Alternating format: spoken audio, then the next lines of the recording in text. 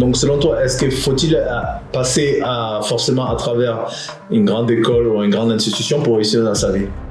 Pas nécessairement, je répète. La méritocratie, si je suis du népotisme, méritocratie... Parce que c'est l'école de la vie. Oui. Je suis désolé. T'as pas de diplôme. Toi qui as pris un parcours classique... académique plutôt. Académique. Parce que classique, ça veut rien dire pour moi. On a tous un parcours classique. Moi, j'ai privilégié. Alors, bonjour. Là, l'épisode 4. Oui, c'est exact. Bienvenue encore. 5 ? Ah, 5, ok. Mais putain, c'est pas toujours combien d'épisodes. Bon, en tout cas, bienvenue. J'espère que vous avez bien apprécié l'épisode précédent où l'on a parlé sur la survie. Dans cet épisode, on va attaquer un petit peu le côté d'éducation, l'injustice dans l'éducation. Sachant que moi, j'ai un parcours assez unique comparé à mon frère ici, Siaka. J'étais plutôt d'adage prendre sur le tas. Sachant qu'il y a énormément de technologies qui est à nos dispositions aujourd'hui et il y a beaucoup d'évolution aussi dans le système éducatif, mais nous ne sommes pas tous égaux en fait devant l'accès à l'éducation ou l'accès aux outils ou à l'accès à l'information. Sachant que, comme je disais juste précédemment, j'ai fait mon éducation en Afrique, en Europe, et puis mon parcours professionnel un petit peu dans le monde entier. Donc, je vais laisser un petit peu Isiaka de développer son côté aussi de ce qu'il pense sur l'éducation. Ensuite, on va dérouler un petit peu l'émission. Voilà, Isiaka, welcome. Merci, JPR. Merci à toi. Bonjour à toutes et à tous. Écoutez, c'est très intéressant ce passage de l'éducation. C'est très par rapport l'ancien chapitre, épisode dont on a parlé. Effectivement, l'injustice dans l'éducation, je trouve que c'est un excellent sujet. Vous avez pu, Jupiter l'a déjà précédemment dit, au risque de me répéter, on n'a pas le même parcours. On n'a pas le même parcours éducatif.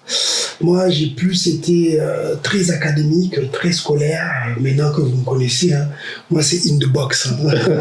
Voilà. C'est vraiment... Ça parle des chantiers, lui. C'est ça, c'est in the box. On suit le programme, le process, et voilà. Quoi. Ouais. Et donc, voilà. Ben, écoutez, bon visionnage, en tout cas, et bonne écoute, en tout cas, pour... Voilà. Ok, très très bien, bon, on se lance directement. Nous sommes dans le 21e siècle. Aujourd'hui, nous avons des outils à notre disposition, donc notamment les téléphones, les réseaux sociaux, le podcast. Et énormément d'informations sont accessibles, à travers, avant, on allait à la bibliothèque, on cherchait dans les encyclopédies. Maintenant, on a tous un petit peu comment on peut dire ça, attends, je vais demander Google. Ah, on cherche le mot, on cherche les informations sur une date spécifique dans l'histoire, on va chercher sur Google ou on va chercher sur ChatGPT ou les autres DeepSeek et toutes les autres applications aussi. Tout l'IA. En plus, donc l'IA, c'est un autre sujet. Mais aujourd'hui, nous voyons que quand même, sachant que nous n'avons pas du tout le même accès à l'éducation. Bon, on a fait une éducation en France qui est, on dirait, majoritairement gratuite jusqu'à un certain niveau. Il faut qu'on ait accès à l'étude supérieure, peut-être ça va devenir payant, tout ce qui est école préparatoire, école de commerce. Mais avec Isiaka, on se débattait, est-ce que ça change la façon qu'on a accès au marché de l'emploi? Sachant que moi, je suis dans la réflexion qu'aujourd'hui, l'information change très rapidement. Alors que souvent, dans l'académie, les informations prennent un petit peu plus de temps pour être implémentées. Je suis plutôt du practice. Il faut pratiquer les choses et ensuite, on change au fur et à mesure. Bon, ça marche pas sur tous les domaines, mais je sais pas ce qu'Isiaka en pense, lui qui a assez un parcours académique.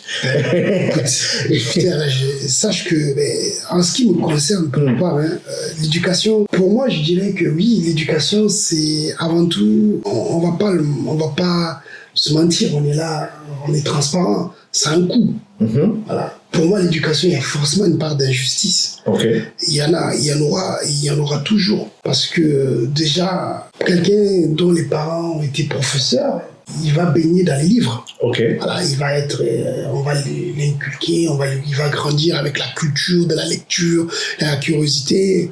Forcément. Donc, celui qui n'a pas ça peut bien évidemment avoir la chance d'avoir un entourage aussi. Hein. Ce n'est pas forcément dire, encore une fois de plus, l'éducation ne dit pas forcément que la personne est intelligente. Attention, on n'est pas sur le même levier. Mais l'éducation, elle a un coût.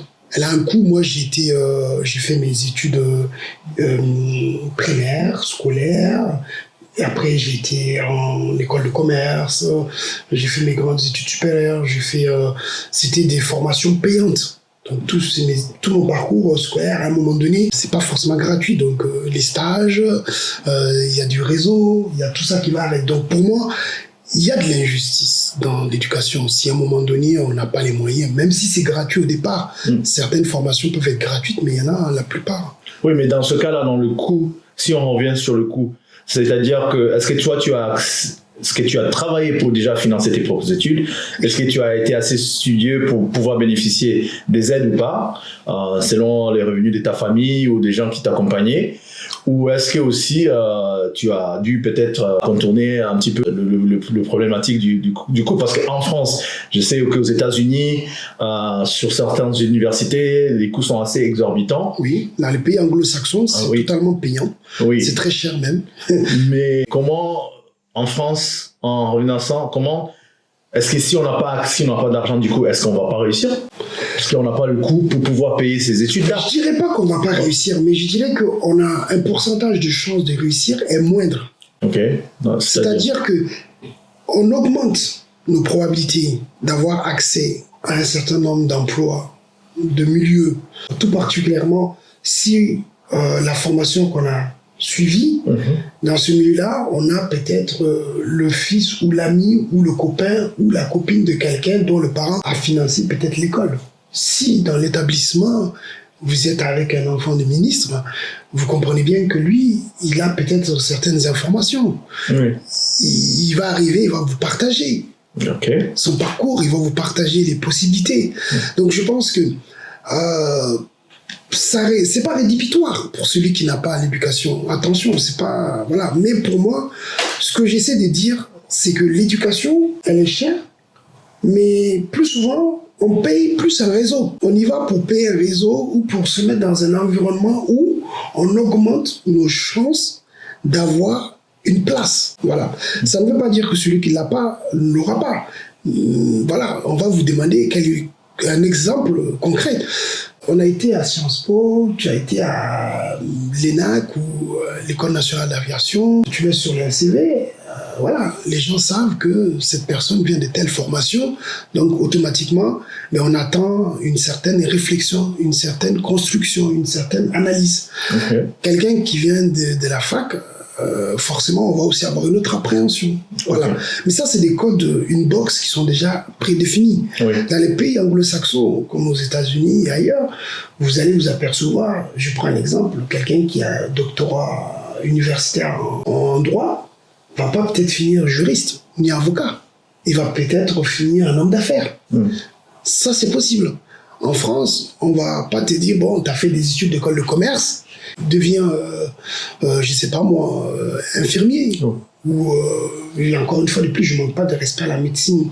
Voilà. Ça fait 2 fois. Voilà, c'est un travail très noble, sachez-le. Ils font un travail très noble et formidable parce que sans eux, beaucoup de choses ne seraient pas possibles. Encore une fois de plus. J'aimerais explorer parce que précédemment, dans l'épisode précédent, on parlait un petit peu de l'épisode du Covid. Mais sur l'éducation, sachant que énormément de gens ont commencé à partir du Covid et à prendre une réflexion assez différente, où avant on restait vraiment longtemps dans le métier. Oui. Mais souvent, on peut peut-être gagner bien ou pas bien, mais souvent les gens restaient dans un métier pendant très longtemps, alors qu'aujourd'hui, on rentre dans une phase où les gens restent peut-être 4-5 ans, ou ils vont changer complètement autre chose. Tu as quelqu'un peut-être qui a un bac plus 10 dans un métier, ensuite ils vont faire un CAP, rien contre un CAP boulangerie ou pâtisserie, ou complètement autre chose. C'est-à-dire, ils font, c'est quoi, le truc de changer les formations, ça s'appelle... Oui, on appelle ça une réorientation professionnelle. Merci beaucoup. Oui. Et donc, tu trouves pas, est-ce qu'il n'y a pas une disparité, parce que peut-être qu'on a été conseillé, ah oui, toi t'es bon en maths, tu devais faire, je sais pas, comptable, tu devais faire un parcours scientifique. Alors que peut-être la personne était disposée de devenir plombier. Rien contre le plombier, il y a des plombiers qui gagnent très très bien leur vie. Est-ce qu'il n'y a pas une disparité sur ça? Si. Encore une fois, il n'y a pas de sous-métier. Un métier devient un métier pour une personne qui va en reculant. Oui. Mais si ce que tu fais, tu prends du plaisir à le faire, ce n'est plus un métier. Ce n'est plus vraiment un métier. Moi, quand j'ai fait ce que je fais dans mes différentes activités, je prenais du plaisir. Oui. Je m'élève et je me couche en réfléchissant comment je peux améliorer, progresser, faire en sorte d'être la meilleure version de ce que j'ai fait hier pour faire encore mieux demain. Oui. Donc, je ne vois pas ça comme un travail. Ok.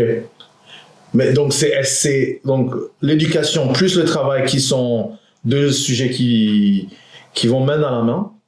Mais sachant que dans notre système ici, on privilégie énormément un peu plus le parcours académique. Oui.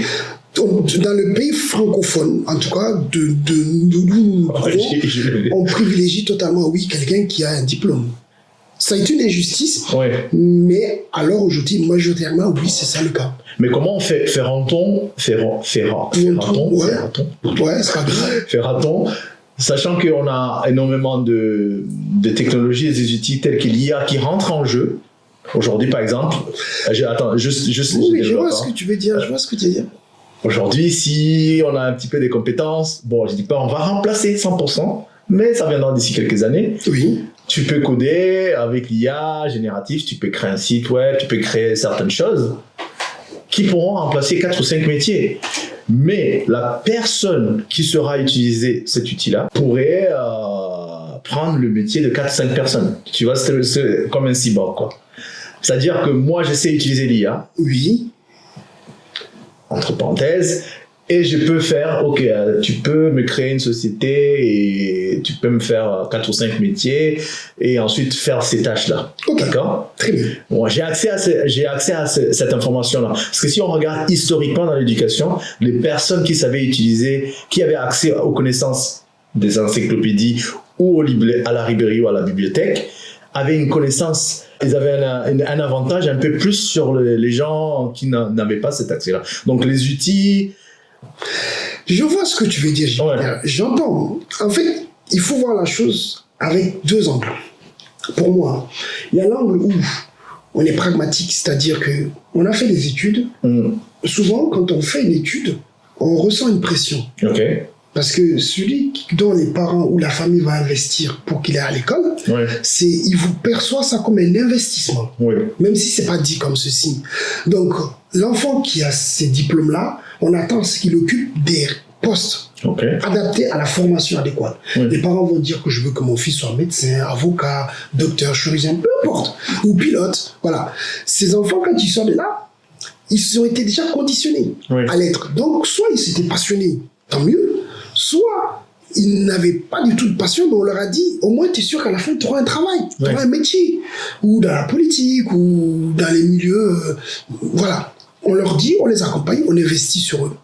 Ça, c'est la première façon de voir, l'aspect pragmatique de la chose. Il y a l'autre façon aussi de la voir, c'est-à-dire, comme tu disais, l'IA, j'ai moi-même la possibilité de me développer, découvrir mes connaissances, tout ça. Mais à la fin, lorsque tu fais l'équation, quand tu vas aller chercher un client, c'est pas l'IA qui va te le chercher, le client. Oui, physiquement, bien sûr. Donc, si tu n'as pas appris, tu n'as pas eu l'éducation financière ou l'éducation au sens académique pour avoir la méthodologie, l'accompagnement, le réseau, le relationnel avec, c'est une injustice. Il y a une injustice, forcément. On ne peut pas ne pas le dire. Maintenant, cette injustice-là, elle est plus ou moins acceptée. Elle est plus ou moins acceptée parce que quelqu'un qui n'a pas été dans une grande école peut croiser quelqu'un qui a été dans une grande école et s'allier d'amitié. Et nouer une énergie, une amitié forte et sincère. Et ces personnes peuvent avoir une propulsion et une ascension sociale. Donc, selon toi, est-ce qu'il faut-il passer forcément à travers une grande école ou une grande institution pour réussir dans sa vie? Pas nécessairement. Dans le monde où on va dans le 21e siècle. Pas nécessairement, mais ça y contribue fortement. Donc, sachant que nous rentrons dans une phase, un autre chapitre maintenant, où on va être parents ou oncles, tantes, où nous aurons des enfants ou des neveux. Et souvent, nous, pendant que nous étions enfants, des enfants en plus émigrés, dans plusieurs épisodes, on a parlé d'immigration, où nos parents mettaient vraiment l'accent sur la réussite scolaire. Il faut bosser 2 fois, il faut parler français parfaitement. Voilà, il faut mettre les bouchées doubles. Maintenant, on rentre dans une situation où les choses évoluent énormément. Oui. Parce que souvent aussi dans l'éducation, on va mettre les choses dans un bouquin, mais le temps que ça soit implémenté, ça a déjà changé. Ok? Oui. Comment conseillerais-tu aux parents qui nous écoutent, qui voient le changement qui est en train de s'opérer aujourd'hui, au jour, qu'est-ce qu'ils conseilleraient à leurs enfants? Ou qu'est-ce que nous, on va donner un conseil à nos enfants? Moi, le conseil que je donnerais, en tout cas pour ma part, à mes enfants, c'est d'abord de leur dire, écoutez, les enfants, moi, je leur apprends à s'aimer. Ok. Moi, je leur apprends à avoir un esprit critique. Ok. Je leur apprends à avoir confiance en eux. Ouais. Pour moi, c'est d'abord le pilier de base, les fondamentaux. Ensuite, je fais en sorte que, dans la mesure du possible, que mon enfant apprenne à se connaître, à s'assumer. À partir du moment où tu trouves quelque chose qui te plaît, moi, mon père disait, fiston, fais ce que tu veux dans ta vie. Même si tu veux être fleuriste, sois le meilleur fleuriste. C'est ça qui est important. C'est-à-dire qu'en fait, aimer ce que tu peux faire et exceller dans ce que tu fais.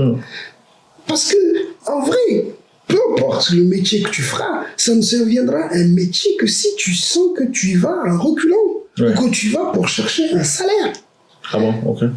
Moi, c'est l'impression en tout cas que j'ai. Moi, je n'ai jamais cherché un travail pour une rémunération. Moi, je l'ai fait pour des projets. Ouais. Ça peut paraître prétentieux. Hein. Mais on peut, les gens commencent pas ce parcours-là. Quand tu sors de l'université ou de l'école. C'est pas pareil. Là, on est dans des situations alimentaires. Okay. On répond à des besoins alimentaires. J'ai fait des petits jobs, hein, Jupiter. Nous avons fait des petits jobs. Voilà, nous avons fait tous les petits jobs possibles. Hein. J'en ai fait, excusez-moi, je ne vais pas tous les dire ici, mais j'en ai fait des petits jobs. Voilà, j'en ai fait. Mais ça, c'est des métiers, on dirait que je qualifierais alimentaires. Ouais. Ce n'est pas des métiers auxquels on inspire, on le fait parce qu'il faut payer les factures. Oui. C'est des métiers d'urgence. Ça fait partie de ton parcours d'apprentissage. Mais une fois que tu as fini ton parcours et que tu veux t'installer, fonder un foyer, ou tu veux mettre des projets de vie en commun, là, peut-être que tu n'auras pas toujours la possibilité de faire le métier que tu veux faire. Oui. C'est sûr. Tout le monde n'a pas cette chance-là. Mais si tu sais ce que tu aimes, qui tu es, et quelles sont tes valeurs, ben, je pense que ça augmente en tout cas tes chances d'avoir quelque chose qui te plaise. Parce que le Covid, comme tu l'as si bien dit, a bousculé. Aujourd'hui, les gens mettent en avant d'abord leur bonheur personnel, pallier la liberté d'entreprendre ou la liberté de travailler quand et comment. Et surtout, ils en sont conscients de leur potentiel. Oui. Car si on travaille aujourd'hui, souvent, on a l'impression qu'on n'est pas rémunéré à sa juste valeur. Le plus souvent, c'est ce que les gens ressentent. Donc, quand tu as cet état d'esprit-là, forcément, tu te poses des questions. Tu remets en question beaucoup de choses. Et quand même, on a fait des études dans les écoles universitaires ou des grandes écoles, à la fin, on est aussi confronté à cette réalité-là. Il ne faut pas se tromper. Hein. Ce n'est pas forcément une histoire de « j'ai fait des études, je n'ai pas fait d'études ». Non, c'est aussi une histoire de personnalité, savoir-être, savoir-faire, les rencontres que tu peux faire, que vont procurer l'audace, la chance aussi un peu. Oui. Mais c'est un ensemble de choses, c'est un ensemble de facteurs combinés pour moi qui va faire que ce levier va aboutir à un plaisir. Oui. Mais il faut que ce soit un plaisir avant tout, il faut qu'on ait envie de le faire. S'il n'y a pas cette envie-là, alors il y aura toujours de l'injustice, oui, il y en aura toujours. Comment tu trouverais, donc selon toi, ce que tu viens de me dire là, tu trouves que ça donne une réponse à une partie de comment combler un petit peu la fossé en fait qui sépare l'injustice de ceux qui ont accès à l'éducation et ceux qui n'ont pas l'éducation. Oui. Je te poserai la question, toi qui as pris un parcours classique, académique plutôt. Académique. Parce que classique, ça veut rien dire pour moi. On a tous un parcours classique. Non, je suis désolé. Quelqu'un qui n'est pas allé à l'école a aussi un parcours, hein, parce que c'est l'école de la vie. Oui. Je suis désolé. T'as pas de diplôme, mais ça ne fait pas de toi rédhibitoire.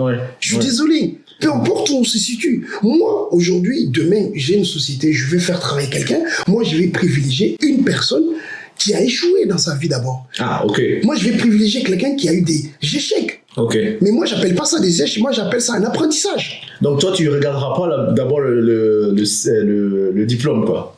Est-ce que tu seras plus regardant par exemple, je regarde le diplôme si c'est possible. S'il y a un diplôme, je le regarde. Bon, si la personne n'a pas de diplôme, je vais quand même regarder parce que je vais d'abord regarder qu'est-ce qu'elle a appris de ses expériences. Parce que beaucoup de ces créateurs aujourd'hui, d'entrepreneurs, Bill Gates, le plus connu, c'était pas le il n'y avait pas un post-grade, quoi. Il était loin d'être le plus intelligent de la promo. Hein. Et je rappelle qu'il esquivait les cours. Hein. Oui, mais bon, c'était Stanford, donc il avait quand même. Non, mais j'entends, Jupiter, ce que tu dis, mais encore une fois, notre thématique, c'est l'injustice. Ouais. L'injustice, elle se positionne à partir du moment où ton esprit accepte de percevoir les choses qu'on veut que tu vois. Ok, mais comment tu sors de ce cancan, alors? Il faut accepter de sortir du box. Du moins. Oui, mais aussi refuser les refus. Moi, malgré mes diplômes, je suis désolé, Jupiter, j'ai postulé à des offres la première fois, je t'avais raconté précédemment dans l'ancien podcast que j'ai quitté mon emploi, enfin mon employeur s'est séparé de moi, c'est pas la même chose, hein. Mais les propositions d'offres auxquelles j'ai soumis mes candidatures, comme ils m'ont refusé. Bien évidemment, beaucoup m'ont répondu. Je leur remercie d'avoir pris le temps de me répondre. Mais j'ai aussi pris le temps de les répondre en retour. Et je les ai répondus à leur mail. Ne penses-tu pas, avec les nouveaux outils que nous avons, bon, j'ai une partie pris pour ce côté-là, surtout que nous rentrons dans le 21e siècle, tu ne penses pas avoir 5, mis à part les réseautages, comme tu l'as très très bien dit, 5 peut-être, comment on peut dire, 5 compétences à développer pour les parents, pour les gens qui nous écoutent, pour même nous-mêmes. Jupiter, on pourrait même dire 20, 30, ça ne changera pas. Ça ne changera pas. On progresse, on va progresser. Moi, ce qui change la donne aujourd'hui, c'est amener la société à travailler sur la méritocratie. Okay. Je répète. La méritocratie, si je suis du népotisme, méritocratie. Je m'explique, Jupiter. Oui. Un enfant, lorsqu'il naît, crois-tu que l'un ou l'autre est plus intelligent que l'autre, à compétence égale?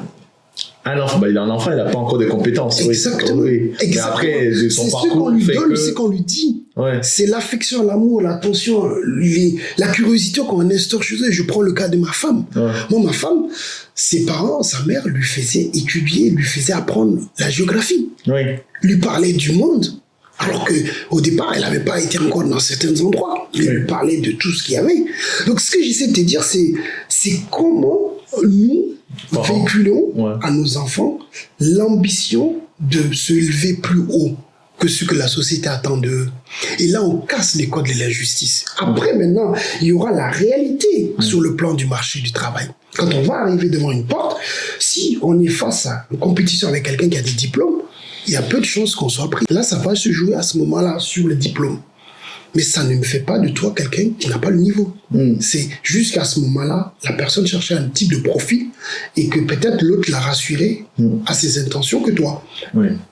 Mais si toi, tu continues à persévérer dans ce que tu fais et tu excelles à t'améliorer dans ce que tu fais, c'est-à-dire le mot que j'adore le plus, être la meilleure version de soi-même, en réalité, on n'a pas besoin de la vie des autres, c'est l'approbation des autres. Hein. Donc voilà. Bon, en tout cas, je ne sais pas ce que vous en pensez. Moi, je pense que je suis quand même... Il y a un parcours autodidacte quand même d'apprendre sur l'État avec les outils qui sont à notre disposition et surtout la façon que le monde change très rapidement.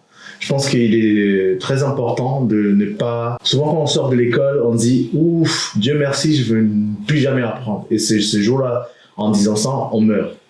Il faut continuellement apprendre tous les jours. On apprend jusqu'à la fin de ces jours. Bien sûr, le diplôme ne nous définit pas. Oui. Il faut être très, très curieux. Et il faut approcher ça que je disais avec un petit peu de curiosité, un peu d'ouverture d'esprit. Je pense que cela nous amènera très très loin. Il faut bien sûr faire des exercices pour apprendre à parler en public, faire des projets de côté pour pouvoir montrer les compétences apprises et ce qu'on sait faire. Je pense que ça peut vraiment nourrir et enrichir une expérience professionnelle, surtout quand on arrive devant des recruteurs. Et puis voilà, donc ça c'est aussi des choses à vraiment apporter un petit peu dans sa réflexion pour pouvoir vraiment apprendre dans le monde dans lequel nous allons. Donc voilà, ça c'était pour moi de mon côté. Je vais laisser Isiaka le mot de la fin et je vous invite aussi toujours à mettre dans les commentaires avec bienveillance pour qu'on puisse échanger sur l'éducation, l'injustice. Isiaka, your turn. Merci Jupiter. En tout cas, moi, c'est très simple. Moi, je ferai un résumé assez simple et efficace. Injustice, oui, il y en aura dans l'éducation. Aujourd'hui, il y a eu hier, il y en a aujourd'hui, il y en aura demain. Ne vous posez pas ces questions-là. C'est pas sur ça que vous devez mettre l'accent. Mettez l'accent sur vous, ce que vous voulez apporter comme contribution dans le monde dans lequel vous vous trouvez. C'est aussi simple que ça. À partir du moment où vous avez décidé ce que vous voulez devenir, ce que vous voulez être, alors tout est possible. Faites ce qu'il faut et parfois ça prendra du temps. Vous tombez une fois, élevez-vous, retombez 2 fois, relevez-vous, retombez 4 fois, 5 fois, 6 fois. Remontez à chaque fois que c'est nécessaire parce qu'il y aura un jour quelqu'un vous tendra la main. Et c'est ce jour-là que vous allez vous dire tout ce que j'ai fait jusque-là a bien servi. Voilà la fin du mot pour moi. L'injustice, mais c'est pas une fin en soi-même.